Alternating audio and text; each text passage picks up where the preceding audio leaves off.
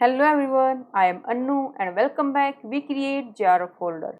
So guys, आज हम एक नया टॉपिक स्टार्ट करने वाले हैं जो है आपका कॉन्ट्रैक्ट ऑफ बेलमेंट।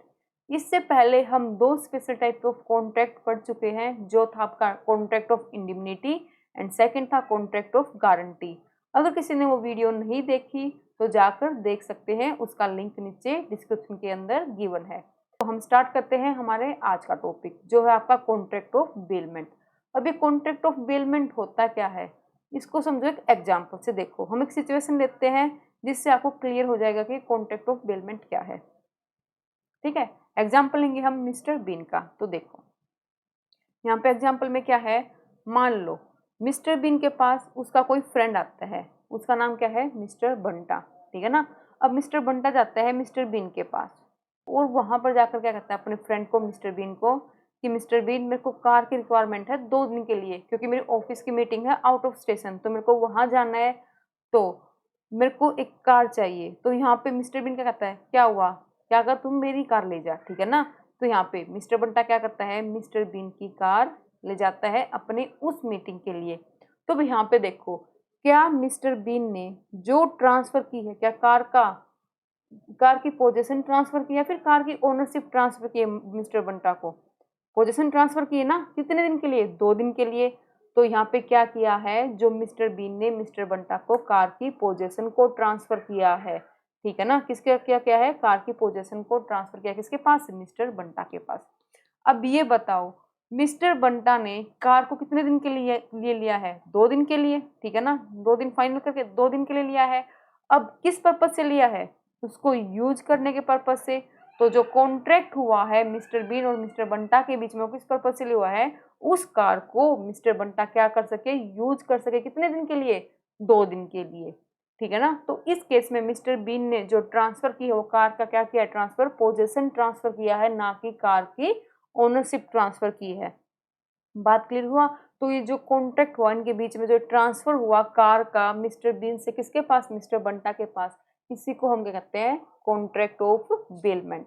तो यहाँ पे देखो, तब कोई पर्सन सामने वाली पार्टी को अपनी कोई प्रॉपर्टी यूज करने के लिए दे दे, फिर एक स्पेसिफिक टाइम पीरियड के लिए। ठीक है ना। और फिर बाद में जो भी जिस पार्टी ने वो प्रॉपर्टी ली है उसको क्या कर दे, वापस से उसको ट्रांसफर कर दे, वो जो स्पेसिफिक पर्पज था उसको पूरा होने के बाद। तो वो जो कॉन्ट्रैक्ट बनेगा आपका, वो क्या बनेगा बच्चों, बेलमेंट का कॉन्ट्रैक्ट बनेगा। तो इस एग्जाम्पल के अंदर जो मिस्टर बीन जो क्या थे, ओनर थे उस कार के, उसने क्या किया, अपनी कार का पोजीशन किसको ट्रांसफर कर दिया, मिस्टर बंटा को ट्रांसफर कर दिया। ठीक है ना, किस पर्पज के लिए, यूज करने के पर्पज के लिए। ठीक है ना। तो यहाँ पे बेली के पास क्या राइट है, उसको यूज करने का राइट है, ना कि उसको सेल करने का राइट है। ठीक है ना, क्योंकि उसने उसको उसकी ओनरशिप ट्रांसफर नहीं की जो उसके पास राइट सेल करने का आ जाएगा। ठीक है ना, उसने सिर्फ पोजीशन ट्रांसफर किया जिससे उसके पास किस का राइट आ जाएगा, उसको यूज करने का राइट आ जाएगा। बात क्लियर हुई। अब ये बताओ, जो मिस्टर बीन है, क्या उसने कोई अमाउंट चार्ज की मिस्टर बंटा से, नहीं की ना। तो यहाँ पर तब जो सामने जो अपने गुड को ट्रांसफर करता, अपने गुड का पोजीशन ट्रांसफर करता है, उससे उसके बदले में, यूज करने के बदले में कोई भी अमाउंट चार्ज नहीं करता, तो हम उसको कहते हैं ग्रेचुअस टाइप की बेलमेंट। ठीक है ना, क्या कहेंगे, वो जो बेलमेंट हुई है वो किस तरह की हुई, इनके बीच में ग्रेचुअस टाइप की क्या हुई है, बेलमेंट का एक तरह से क्या हुआ है, कॉन्ट्रैक्ट हुआ है। बात क्लियर हुई यहाँ पे। ठीक है ना। तो यहाँ पे देखो किसको बेनिफिट हुआ, यहाँ पे मिस्टर बंटा को बेनिफिट हुआ। अब जो भी बेलमेंट के कॉन्ट्रैक्ट में जो भी क्या करता है, बेल करता है, मतलब कि जो भी अपने गुड को क्या करता है, अपने गुड का पोजीशन ट्रांसफर करता है, उस पार्टी को हम कहते हैं बेलर। ठीक है ना। तो मिस्टर बीन ने यहाँ पे क्या किया, अपनी जो गुड था उसका पोजीशन को क्या कर दिया, ट्रांसफर कर दिया किसके पास, मिस्टर बंटा के पास। तो जिसके पास ट्रांसफर किया जाता है उस पार्टी को हम कहते हैं बेली। तो क्लियर हुआ, ये होगा आपका बेलर और ये होगा आपका बेली। ठीक है। तो डिफरेंस क्लियर, बेलर और बेली के बीच में सबसे फर्स्ट स्टेप। ठीक है। तो अब जो भी इनके बीच में कॉन्टेक्ट हो किस तरह का हुआ है, बेलमेंट के टाइप का, क्योंकि यहाँ पर उसने क्या किया, उसके पोजीशन को यूज किया है, किसकी पोजीशन को, जो कार थी किसकी, बेलर की कार थी, उसके पोजीशन क्या किया है, यूज किया है। और किस टाइप का कॉन्ट्रैक्ट है कि ग्रेचुअस टाइप की बेलमेंट है, क्योंकि यहाँ पे सामने वाली पार्टी कोई भी अमाउंट चार्ज नहीं कर रही उस प्रोडक्ट को, उस प्रॉपर्टी को यूज करने के बदले। ठीक है, बात क्लियर हुई। तो यहाँ पे जो फर्स्ट केस हमारा राइज हो, जो फर्स्ट एग्जाम्पल किसका है, किसको बेनिफिट है यहाँ पे पूरे का पूरा, तो यहाँ पे जो भी बेनिफिट मिलेगा वो किसको होगा, वो बेनिफिट होगा बेली को होगा, ठीक है ना। तो एक्सक्लूसिव बेनिफिट फॉर किसके लिए, बेली के लिए इस केस के अंदर। बात क्लियर यहाँ पे, ठीक है। अगर इसी एग्जाम्पल में हम थोड़ा सा चेंज करते, चेंज क्या करते, मान लो ये मिस्टर बीन है ना, जो ये मिस्टर बीन है वो क्या करते हैं, वो मिस्टर बंटा के फ्रेंड नहीं है, वो जो कार है उसको रेंट पे देते हैं, वो सर्विस प्रोवाइड करते हैं कार को रेंट पे देने की, ठीक है ना। तो उस केस में तब मिस्टर बीन क्या करेंगे, मिस्टर बंटा को कार ट्रांसफर करेंगे तो क्या कुछ रेंट चार्ज करेंगे कार को यूज करने के लिए, ठीक है। तो इस केस में जो कार की ओन पोजीशन को ट्रांसफर करेगा मिस्टर बिन किसके पास, मिस्टर बंटा के पास, उसके बदले में मिस्टर बंटा 2 दिन के लिए क्या देगा उसको, उस कार का क्या देगा, रेंट देगा। क्यों, क्योंकि अब जो काम है मिस्टर बीन का वो क्या है, वो जो कार है उसको रेंट पे देना, ठीक है भैया, बात क्लियर हुई। तो ये किस टाइप की बेलमेंट बनी बच्चों आपकी, ये बनी नॉन ग्रेचुअस टाइप की बेलमेंट। तो क्लियर हुआ, 2 टाइप की बेलमेंट पढ़ ली हमने इसके अंदर, एक तो जो बेलमेंट ऑफ ग्रेचुअस टाइप की और एक नॉन ग्रेचुअस। ग्रेचुअस में क्या, जहां पर सामने वाली पार्टी कोई भी अमाउंट चार्ज नहीं करती। फॉर एग्जाम्पल जैसे फ्रेंड है, फ्रेंड ने उसकी कार यूज कर ली तो हम कोई अमाउंट चार्ज करते हैं सामने वाले फ्रेंड से, नहीं करते ना। तो उस केस में तब हम अपने फ्रेंड को अपनी कोई भी प्रॉपर्टी, कौन सी प्रॉपर्टी, इस बात को भी याद रखना, मूवेबल प्रॉपर्टी, तब हम अपने फ्रेंड को अपनी मूवेबल प्रॉपर्टी यूज करने के लिए देते हैं और उससे कोई अमाउंट भी चार्ज नहीं करते, तो वो किस टाइप की बेलमेंट होगी आपकी, ग्रेचुअस टाइप की बेलमेंट होगी। अगर वो ही सामने वाले पार्टी क्या करे, उससे क्या करे, कुछ अमाउंट चार्ज करे उस मूवेबल प्रॉपर्टी को यूज करने के लिए, तो किस टाइप की बेलमेंट होगी आपके लिए, नॉन ग्रेचुअस टाइप की क्या होगी, बेलमेंट होगी। तो क्लियर हुआ बेलमेंट का मतलब यहाँ पे क्या है, ठीक है।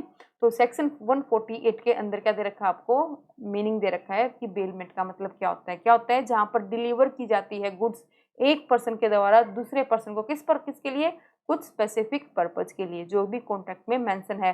तो यहाँ पे जो गुड ट्रांसफर की, जो भी प्रॉपर्टी ट्रांसफर की, वो किसके लिए की, स्पेसिफिक पर्पज के लिए ट्रांसफर की, और उसका क्या ट्रांसफर किया, उसका पोजेशन ट्रांसफर किया। जैसे ही वो जो भी पर्पस था वो कंप्लीट हो जाएगा, तो जो भी पार्टी है, जो बेली है, वो क्या कर देगा, वापस से उस गुड को रिटर्न कर देगा, किसको, बेलर को, ठीक है। बात क्लियर हुई यहाँ पे अच्छे। अब हम लेते हैं एक सेकेंड टाइप का एग्जांपल, इसको ध्यान से सुनना, दोनों के अंदर डिफरेंस भी देखना कि डिफरेंस क्या है। दोनों ही मेरे जो कॉन्ट्रैक्ट हो किसके टाइप, कौन सा है, किस टाइप के कॉन्ट्रैक्ट है, वो बेलमेंट टाइप के क्या है, कॉन्ट्रैक्ट है दोनों ही, ठीक है। इस एग्जाम्पल में क्या है, एक पर्सन है मिस्टर बच्चा यादव, ठीक है, सब जानते होंगे इसको, कपिल शर्मा शो से है, ठीक है। और जो सेकंड पार्टी है वो कौन है, मिस सरला, ठीक है। तो हमारी 2 पार्टी इसके अंदर, एक मिस्टर बच्चा यादव और एक सेकंड क्या है, मिस सरला। अब देखो इसके अंदर जो मिस्टर बच्चा यादव है, इसको जाना होता है किसी मैरिज के अंदर आउटसाइड, आउट स्टेशन, ठीक है ना, इसको जाना होता है आउट स्टेशन मैरिज को अटेंड करने के लिए, वो भी 1-2 दिन के लिए नहीं, कितने दिन के लिए, पूरे 10 दिन के लिए। ये क्या कर रहा है, बाहर जा रहा है मैरिज को अटेंड करने के लिए। अब इस केस में इसके सामने एक दिक्कत आई, क्या, इसके पास एक बफेलो। अब इसको दिक्कत ये है कि 10 दिन के लिए जाएगा बाहर, तो अपनी इस बफेलो को किसके पास रखेगा। तो ये अपनी परेशानी बताता है अपने किसको, अपने पड़ोसी को, जो कौन है, मिस सरला है, ठीक है। तो मिस सरला क्या कहती है, ये क्या दिक्कत हुई, मैं क्या करती हूँ, 10 दिन के लिए मैं रख लेती हूँ इस बफेलो को और क्या करूंगी, इसकी टेक केयर कर लूंगी, ठीक है ना। तो मिस्टर बच्चा याद करता है, थैंक यू, जो आपने क्या किया, मेरी इस परेशानी को सोल्व कर दिया। तो उसने क्या किया, जो है, जो मिस्टर बच्चा जो क्या है, ओनर है बफेलो का, उसने क्या किया, अपने इस बफेलो को क्या कर दिया, ट्रांसफर कर दिया, किसके पास, मिस सरला के पास। तो यहाँ पे मिस्टर जो बच्चा यादव है, उसने क्या किया है, पोजेशन ट्रांसफर किया है उस बफेलो का, क्या करने के लिए, उसकी केयर करने के लिए। तो यहाँ पर जो पर्पज है किसका, कॉन्ट्रैक्ट का, वो क्या है, केयर। और फर्स्ट वाले में क्या पर्पज था, उसको यूज करना, और यहाँ पे क्या पर्पज है, उसकी केयर करना, जो भी जिस चीज का भी पोजीशन क्या किया है, ट्रांसफर किया है। यहाँ पे बात क्लियर हुई यहाँ पे। तो इस केस में जब 10 दिन कंप्लीट हो जाएंगे तो सरला क्या करेगी, जो वो बफेलो थी वो क्या कर देगी, वापस से रिटर्न कर देगी किसको, बच्चा यादव को। बात क्लियर यहाँ तक, ठीक है। 10 दिन के बाद क्या कर देगी, उसको वापस से रिटर्न कर देगी। अगर मान लो इस केस में जो बफेलो थी उसने दे दिया एक बेबी बफेलो को जन्म, ठीक है, तो जो भी बेबी बफेलो होगी, तो यहाँ पर अब मिस सरला की ये ड्यूटी है कि साथ में उस बेबी बफेलो को भी क्या करे, ट्रांसफर कर दे, किसको, मिस्टर बच्चा यादव को, ठीक है ना, उसको अपने पास नहीं रख सकती। तो एक तरह से क्या है, ये राइट है बेलर का, क्या राइट है कि वो बेली से क्या करे, जो भी एक्विजिशन हुआ है अगर उसकी किसी भी प्रॉपर्टी के अंदर, ठीक है, तो वो जो एक्विजिशन हुआ है वो भी ट्रांसफर कर दिया जाए किसके पास, बेलर के पास। तो ये बात क्लियर हुई यहाँ पे। अगर इस केस के अंदर इस केस के अंदर मिस सरला कोई भी एक्सपेंस करती है, ऑर्डिनरी या फिर एक्स्ट्रा ऑर्डिनरी, ठीक है, कोई भी एक्सपेंस करती है ऑर्डिनरी या फिर एक्स्ट्रा ऑर्डिनरी, और वो क्लेम करते हैं किससे, मिस्टर बच्चा यादव से, उसको पे करने के लिए, तो वो किस टाइप का कॉन्ट्रैक्ट बन जाएगा बच्चों, यहाँ पे नॉन ग्रेचुअस टाइप का कॉन्ट्रैक्ट बन जाएगा। अगर वो मान लो कोई भी अमाउंट क्लेम नहीं करती, उसकी टेक केयर की, और 10 दिन के बाद वो वापस से क्या कर दी, बफेलो उसको रिटर्न कर दी बच्चा यादव को, और कोई भी अमाउंट उससे रिसीव नहीं करती, कोई भी अमाउंट क्लेम नहीं करती, ठीक है, टाइप की डील बन जाएगी आपकी, किस टाइप का बेलमेंट बन जाएगा, वो बन जाएगा ग्रेचुअस टाइप ऑफ बेलमेंट। तो ये चीज क्लियर हुई। अब इस केस में देखो, जो आपका सेकंड केस है, जो बेनिफिट रिसीव हुआ है वो किसको रिसीव हुआ है, बेलर को या बेली को, तो इस केस में जो भी बेनिफिट मिलेगा वो किसको मिला, पूरे का पूरा बेनिफिट बेलर को, क्योंकि बेलर की बफेलो थी जिसने उसको क्या किया था, केयर करने के लिए किसको दिया था, मिस सरला को दिया था, ठीक है ना। तो बेली को, अगर वो ग्रेचुअस टाइप का एग्रीमेंट है तो उस केस में बेली को कोई भी बेनिफिट रिसीव नहीं हुआ, सिर्फ किसको रिसीव हुआ, पूरे का पूरा बेनिफिट बेलर को रिसीव हुआ। तो इस केस में जो एक्सक्लूसिव बेनिफिट है किसके लिए, वो बेलर के लिए है। जो फर्स्ट वाला केस पड़ा था वो किसके लिए है, वो बेली के लिए पूरा क्या है, एक्सक्लूसिव बेनिफिट है। और एक्सक्लूसिव बेनिफिट किस केस में होगा, तब वो जो कॉन्ट्रैक्ट हुआ है बेलमेंट का वो किस तरह का हो, ग्रेचुअस टाइप का कॉन्ट्रैक्ट हो। याद रखना, अगर वो नॉन ग्रेचुअस टाइप का कॉन्ट्रैक्ट है बच्चों, तो वो उस केस में म्यूचुअल बेनिफिट होगा, मतलब कि उसकी केयर करने के लिए, मान लो यहीं पर ये मिस सरला उससे कुछ अमाउंट क्लेम करती, तो बेनिफिट इसको भी होता क्या, उसकी केयर करने के लिए क्या उसको कुछ अमाउंट मिली, ठीक है ना। तो उस केस में क्या होता, ये म्यूचुअल टाइप का बेनिफिट होता दोनों के लिए, उसकी बफेलो की केयर हुई वहां पे और उसके बदले उसको कुछ कंसिडरेशन मिली। तो किस टाइप का कॉन्ट्रैक्ट होता, म्यूचुअल कॉन्ट्रैक्ट होता, ठीक है ना, म्यूचुअल बेनिफिट का कॉन्ट्रैक्ट होता, म्यूचुअल बेनिफिट की एक तरह से बेलमेंट होती। लेकिन अगर यहाँ पे कोई भी अमाउंट क्लेम नहीं करती कौन, मिस सरला, एक तरह से उसने क्या किया है, एक तरह से ग्रेचुअस एग्रीमेंट, ग्रेचुअस कॉन्ट्रैक्ट हुआ है, तो पूरे का पूरा बेनिफिट किसका होगा इस केस में बच्चों, बेलर का क्या होगा, पूरे का पूरा बेनिफिट होगा। तो यहाँ पे चीज क्लियर हुई। तो अगर आपका क्वेश्चन आ गया तो टाइप ऑफ बेलमेंट कितने तरह के होते हैं, टाइप ऑफ बेलमेंट दो तरह से होती हैं। दो तरह से कौन सी, सबसे पहला on the basis of consideration, जो हमने पढ़ा ग्रेचुअस और नॉन ग्रेचुअस। ग्रेचुअस अगर कोई भी कंसिडरेशन रिसीव नहीं होती, अगर कोई कंसिडरेशन रिसीव होगी तो क्या होगा, नॉन ग्रेचुअस। फिर सेकंड टाइप का कौन सा बच्चों, सेकंड है on the basis of benefit. First वाला क्या था, किसको बेनिफिट हो रहा था, बेली को, तो फर्स्ट टाइप क्या हुआ, on the basis of benefit में, जहां पे सिर्फ एक्सक्लूसिव बेनिफिट बेली का हो। सेकंड वाला केस जहां हमने पढ़ा उसमें किसका बेनिफिट है, पूरी तरह से बेलर का, तो सेकंड टाइप की बेनिफिट, सेकंड में क्या हुआ, exclusive benefit of baler. Third case मैंने आपको बताया जहां पे कंसिडरेशन मिलती है सामने वाली पार्टी को, वहां पे किसका बेनिफिट हुआ, दोनों का बेनिफिट हुआ। तो बेनिफिट के बेस पे तीन टाइप हैं, कौन सा, exclusive benefit of belly, exclusive benefit of baler और म्यूचुअल बेनिफिट। तो तीनों यहाँ पे क्लियर हो चुके होंगे। दो टाइप थे जो हमने पढ़े किसका, बेलमेंट के, वो आपको अच्छे से क्लियर, ठीक है ना। तो दो टाइप कौन से पढ़े, on the basis of consideration और on the basis of benefit. तो आपको अच्छे से क्लियर इन एग्जाम्पल से, बेनिफिट के बेस पे क्या होगा और किसके बेस पे, कंसिडरेशन के बेस पे क्या होगा, ठीक है।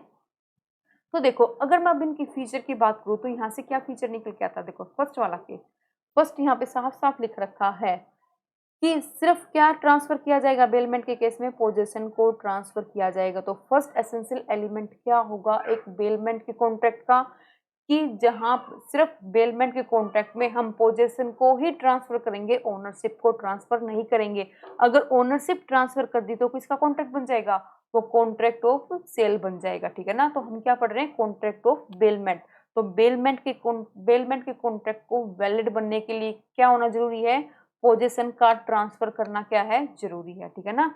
सेकंड, जो बेली है वो उसको यूज करने के लिए लेगा उस, ठीक है ना, उसको यूज करने के लिए मतलब कि उसको रिटर्न कर देगा कुछ टाइम पीरियड के बाद, जो भी कॉन्ट्रैक्ट में मेंशन है। तो सेकंड क्या होगा, जो भी आइटम है वो ट्रांसफर मतलब कि रिटर्न करना होगा बेली को स्पेसिफिक टाइम पीरियड के बाद तब उसका पर्पज क्या हो जाएगा, कंप्लीट हो जाएगा, जो भी मेंशन है किसके अंदर, कॉन्ट्रैक्ट के अंदर। तो सेकंड क्लियर यहाँ पे। थर्ड एसेंशियल एलिमेंट क्या है यहाँ पे बच्चों, कि जो भी कॉन्ट्रैक्ट हुआ है बेलमेंट का वो किसके ऊपर होगा, मूवेबल प्रॉपर्टी के ऊपर होगा। किसके ऊपर होगा बच्चों, मूवेबल प्रॉपर्टी के ऊपर होगा। इंपॉर्टेंट चीज है, कभी भी बेलमेंट का कॉन्ट्रैक्ट इमूवेबल प्रॉपर्टी के ऊपर नहीं होता, ठीक है ना। और किसके लिए होता है ये, कुछ स्पेसिफिक पर्पज के लिए, और वो स्पेसिफिक पर्पज होने के बाद टर्मिनेट हो जाता है क्या, कॉन्ट्रैक्ट ऑफ बेलमेंट, ठीक है ना। जैसे ही वो स्पेसिफिक पर्पज या फिर टाइम पीरियड खत्म हो जाएगा कॉन्ट्रैक्ट का, वो अपने आप क्या हो जाएगा, टर्मिनेट हो जाएगा, ठीक है ना। तो ये कुछ क्या थे इसके एसेंशियल एलिमेंट थे, क्या, एक बेलमेंट के कॉन्ट्रैक्ट को वैलिड बनने के लिए। तो हमने क्या पढ़ा कि हरदम किसके ऊपर होगा, वो मूवेबल प्रॉपर्टी के ऊपर होगा। सेकंड हमने क्या पढ़ा कि ट्रांसफर सिर्फ पोजीशन को ट्रांसफर किया जाता है।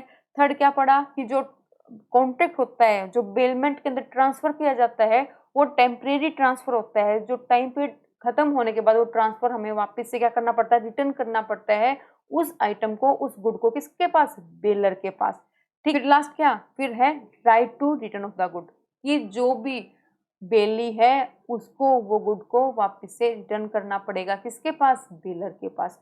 तो ये मेरे टोटल क्या थे बच्चों, एसेंशियल एलिमेंट थे एक बेलमेंट के कॉन्ट्रैक्ट को वैलिड बनने के लिए। तो यहाँ पे क्लियर ये चीज है, ठीक है।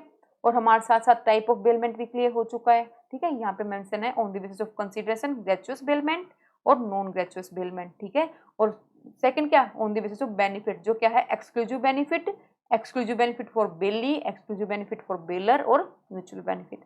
ये अच्छे से क्लियर हो चुके होंगे आपको, ठीक है। फिर जो आपका नेक्स्ट आता है, अब बात आती है किसकी, राइट ऑफ बेलर एंड बेली की। राइट ऑफ बेलर एंड बेली के अंदर क्या, कि जो राइट बेलर के होंगे ना वो ही क्या बन जाएगी, ड्यूटी बन जाएगी किसकी, बेली की। याद रखना इस बात को, ठीक है ना। और जो राइट है किसके, बेली के, वो क्या बन जाएंगी, ड्यूटी बन जाएगी किसके लिए, बेलर के लिए। इसलिए मैंने यहाँ पे अलग अलग नहीं लिखा, क्या ड्यूटी क्या होंगी और ड्यूटी बेलर की क्या होंगी और बेली की क्या होंगी, क्योंकि जो राइट है बेलर के वो ड्यूटी है बेली की, और जो राइट है बेली के वो किसकी ड्यूटी है बच्चों, बेलर की, ठीक है। ये चीज क्लियर है यहाँ पे। तो अब डिस्कस करते हैं एक एक करके, क्या क्या राइट है किसके लिए, बेलर के लिए। तो देखो सबसे पहले क्या आता है, जो बेलर के पास राइट है अपने गुड को वापस लेने के लिए, जो हमने एग्जाम्पल है मिस्टर बीन वाला। तो मिस्टर बीन के पास राइट है ना, कि जैसे ही उसका पर्पज फुलफिल हो जाएगा उसके फ्रेंड का, मिस्टर बंटा का, तो क्या करेगा, वो अपने गुड्स को वापस से क्या कर लेगा, रिसीव कर लेगा, ठीक है ना। तो यहाँ पे डिमांड कर सकता है कौन, जो भी बेलर है अपने गुड को वापस लेने के लिए। बात क्लियर, फर्स्ट टाइप, ठीक है। फिर सेकंड आपका कहता है right to claim of damage, मतलब कि अगर कोई भी डैमेज हुआ है, जो भी उसने गुड क्या किया था, ट्रांसफर किया था अपना, जिसकी पोजीशन क्या की थी, ट्रांसफर की थी किसको, बेली को, अगर बेली की नेगलेंस या मिसकंडक्ट की वजह से उसके अंदर कोई भी डैमेज हुआ है, तो उसको कौन फुलफिल करेगा, उसको फुलफिल करेगा कौन, बेली फुलफिल करेगा। तो ये बात क्लियर यहाँ पे, ठीक है ना। तो इसके अंदर यही क्या रखा है, तो जितने भी केस होंगे बेलमेंट के, उसके अंदर बच्चों जो भी बेलर है उसके पास राइट है क्या करने के लिए, डैमेज को क्लेम करने के लिए, अगर कोई भी लॉस हुआ है किसके कारण, बेली की नेगलेंस या बेली की मिसकंडक्ट के कारण। यही बात करें हम सेकंड वाले एग्जांपल के अंदर, जहां पे मिस सरला ने क्या किया था, मिस्टर बच्चा यादव की किसको, बफेलो को लिया था अपने पास क्या करने के लिए, केयर करने के लिए।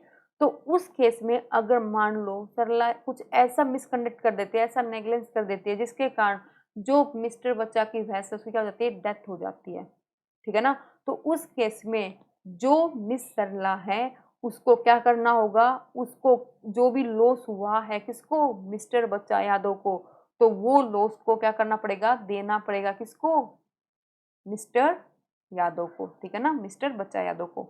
लेकिन ऐसा पॉसिबल तो नहीं है, क्योंकि जो इसके फादर है कौन, मिस्टर गुलाटी, वो पे देंगे ही नहीं, उतने कंजूस है, ठीक है ना।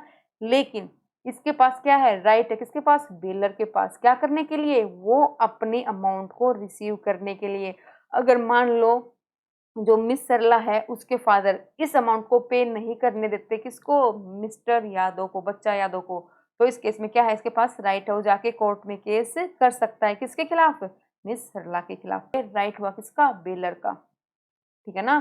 अब नेक्स्ट वाला क्या, right to claim compensation against unauthorised use of food, मतलब कि कॉन्ट्रैक्ट के अंदर जो यूज ऑफ फूड लिख रखा था उससे अनऑथोराइज मतलब कि कुछ अलग यूज किया हमने गुड का, ठीक है ना, जो हमने कॉन्ट्रैक्ट में मेंशन ही नहीं किया था और उसकी वजह से गुड डैमेज हो गया, तो उस केस में भी राइट है किसके पास, बेलर के पास, कि वो जो कंपनसेशन है वो किससे क्लेम करे, बेली से। जैसे फर्स्ट वाला एग्जांपल था मिस्टर बीन वाला। अब मिस्टर बीन ने जो अपनी कार दी थी किसको, बंटा को। अब बंटा ने मान लो मिस्टर बीन ने क्या बंटा किस पर्पज के लिए लेके गया था मिस्टर बीन से कार, कि उसको ऑफिस पर्पज के लिए बाहर जाना है 2 दिन के लिए, इस पर्पज के लिए लेके गया था, ठीक है ना। वहां पे मिस्टर बीन ने मान लो कॉन्ट्रैक्ट में कहा हो कि उस कार को सिर्फ कौन यूज करेगा, मिस्टर बंटा ही यूज करेंगे, लेकिन मिस्टर बंटा ने क्या किया, उस कार को अपने किसी फैमिली मेंबर को दे दिया, मान लो उसका कोई बच्चा था छोटे वाला, ठीक है ना, उसको वो कार चलाने के लिए दे दी और उसने क्या कर दिया, उसका एक्सीडेंट कर दिया, ठीक है ना, जिसके कारण वो कार डैमेज होगी। अब मिस्टर बीन के पास क्या है बच्चों, राइट है, वो क्या करेगा, क्लेम करेगा सारे का सारा पैसा किससे, जो भी डैमेज का पैसा है मिस्टर बंटा से, तो कंपनसेशन, क्योंकि मिस्टर बंटा ने क्या किया, उस कार का अनऑथोराइज यूज किया, तो अब यहाँ पे इसके पास राइट है कि वो क्लेम करे कंपनसेशन किससे, मिस्टर बंटा से। बात क्लियर यहाँ पे। अब जो लास्ट पॉइंट है इसके अंदर वो क्या है, जो भी एक्विजिशन होगा किसके अंदर, गुड के अंदर, तो वो भी राइट है डिमांड करने का कि उस गुड को रिटर्न किया जाए, किसको, बेलर को, जो मिस्टर बच्चा वाला एग्जांपल था, ठीक है ना। इस केस में क्या, जो भी एक्विजिशन हुआ, क्या एक्विजिशन हुआ यहाँ पे, मिस्टर बच्चा देखे तो क्या गया था, सिर्फ एक बफेलो, तब आया तो उसको क्या हुआ, बेबी बफेलो भी हो रखा था, ठीक है ना, तो उस केस में क्या हुआ, अब मिस्टर बच्चा के यादव के पास क्या है, इस बेलर के पास क्या है, राइट है कि बफेलो के साथ साथ जो बेबी बफेलो है वो भी क्या ले, डिमांड करे रिटर्न करने की, उसको भी ले किससे, मिस सरला से। तो यहाँ पे मिस सरला मना नहीं कर सकती कि वो जो बेबी फेलो है वो उसको नहीं देगी, ठीक है ना, तो इसके पास क्या है, यहाँ पे राइट है। बात क्लियर हुई यहाँ पे अच्छे से, ठीक है। तो ये क्या थे, राइट थे किसके, बेलर के। अब ये क्या बन जाएंगे, ऑटोमेटिकली अपने आप ड्यूटी बन जाएंगी किसकी, बेली की, ठीक है। अब बात करते हैं किसकी, राइट ऑफ बेली की। अब तो बेलर की बात की थी, अब बारी आती है बेली की, ठीक है। इसके अंदर सबसे पहला राइट क्या है बेली का, राइट टू रिकवर चार्जेज, मतलब कि अगर उनका बेलमेंट का जो कॉन्ट्रैक्ट वो किस टाइप का है, नॉन ग्रेचुअस नेचर का है, तो उस केस में बेली के पास राइट है रिकवर करने के लिए एग्री चार्ज अलग से। जैसे देखो आप कोई कपड़ा स्टिच करवाने के लिए जाते हो टेलर के पास, तो एक तरह से ये भी क्या आपके लिए कॉन्ट्रैक्ट ऑफ बेलमेंट है, क्योंकि आपने क्या किया, अपने उस गुड को स्पेसिफिक टाइम पीरियड के लिए ट्रांसफर किया किसके पास, टेलर के पास। पर्पज क्या था, अल्टर करने का, ठीक है ना, पर्पज चेंज हो गया यहाँ पे, पर्पज क्या था, अल्टर करने का। जैसे ही वो पर्पज कंप्लीट हो जाएगा, टेलर आपको क्या करेगा, वापस से आपका गुड क्या कर देगा, ट्रांसफर कर देगा। तो क्या एग्जाम्पल हुआ, बेलमेंट का एग्जाम्पल हुआ, क्योंकि हमने बेलमेंट के अंदर यही पढ़ा था कि हम स्पेसिफिक पर्पज के लिए अनदर पार्टी को क्या करते हैं, गुड को ट्रांसफर करते हैं। जैसे ही वो स्पेसिफिक पर्पज फुलफिल हो जाता है, वापिस से क्या कर देता है वो पार्टी, हमें क्या कर देता है, हमारे गुड को रिटर्न कर देता है। यही हमने इसका डेफिनेशन में पढ़ा था, ठीक है ना। तो टेलर के केस में भी क्या होगा, ऐसा ही होता है, जैसे ही वो कपड़ा अल्टर हो जाएगा, टेलर हमें क्या कर देगा, उस कपड़े को वापस से रिटर्न कर देगा। तो इस केस में टेलर ने जो भी चार्जेस डिसाइड कर रखे होंगे वो क्या है, राइट है टेलर का। तो टेलर यहाँ पे क्या हुआ, बेली हुआ, ठीक है ना। तो यहाँ पे वो क्या है बच्चों, राइट है किसका, बेली का, ठीक है ना। वो जितने भी चार्ज है वो किससे रिसीव करे, बेलर से रिसीव करे। तो बात क्लियर हुई यहाँ पे, ठीक है ना। अगर वो चार्ज पहले से डिसाइडेड नहीं है, जैसे कि मान लो ये मिस्टर बच्चा और एग्जाम्पल लिया और सरला का एग्जाम्पल लिया, इन्होंने कोई चार्ज डिसाइड नहीं किया, लेकिन इतना डिसाइड किया था कि जो भी एक्सपेंस आएगा वो कौन बियर करेगा, आने के बाद कौन पे करेगा, वापस रिटर्न करेगा उसको मिस्टर बच्चा यादव, जो बेलर है वो क्या कर देंगे, उसको रिटर्न कर देंगे। जितने भी एक्सपेंस करेगी सरला उस बफेलो की केयर करने के लिए। तो यहाँ पे पहले से डिसाइड नहीं था वो चार्जेज, तो जितने भी रीजनेबल चार्जेस, जितने भी उसने क्या किया होगा, एक्सपेंस किया होगा, जो भी रीजनेबल चार्जेस हैं वो क्या करेगी, बेली उससे क्या करेगी, चार्ज करेगी, ठीक है ना। तो ये क्लियर हुआ first right. Second, right of compensation.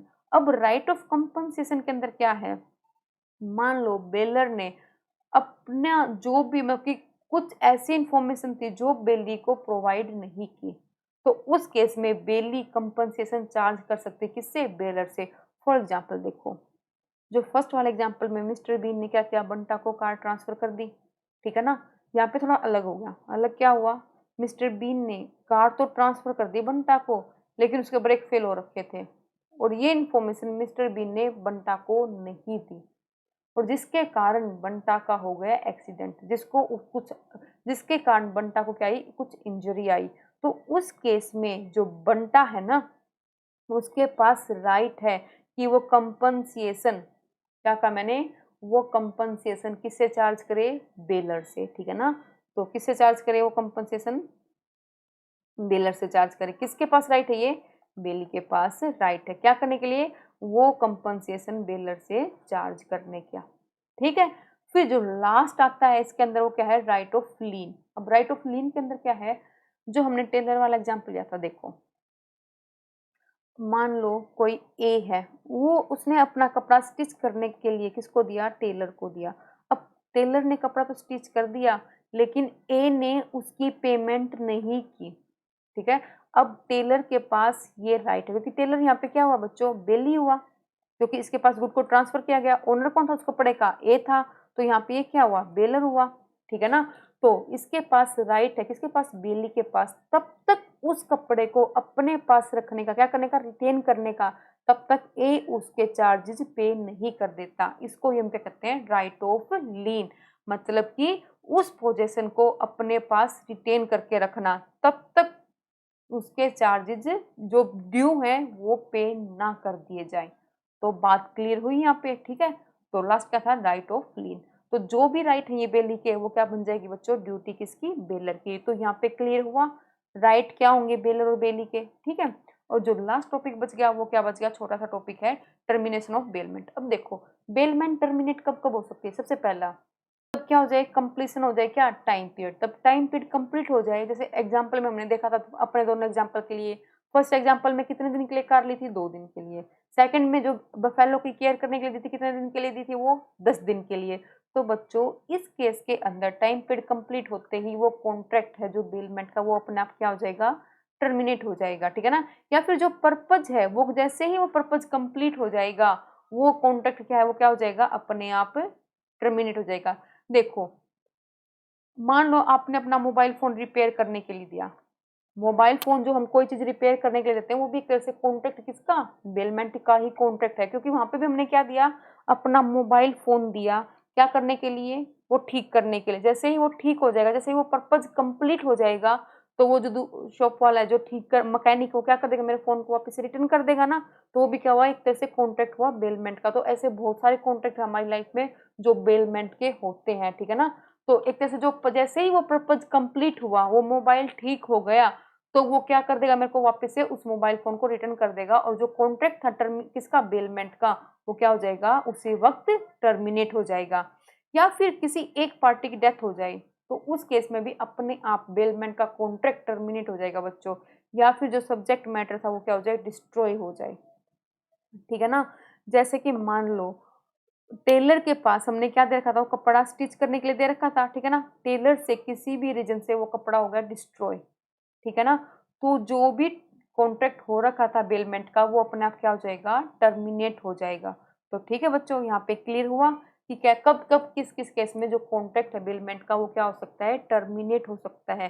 तो ऐसे हमारी लाइफ में बहुत सारे एग्जाम्पल हैं, जो किसका एग्जाम्पल है, कॉन्ट्रैक्ट ऑफ बेलमेंट है। हम कोई भी सामान ठीक करने के लिए देते हैं, एक तरह से वो क्या है, कॉन्ट्रैक्ट ऑफ बेलमेंट।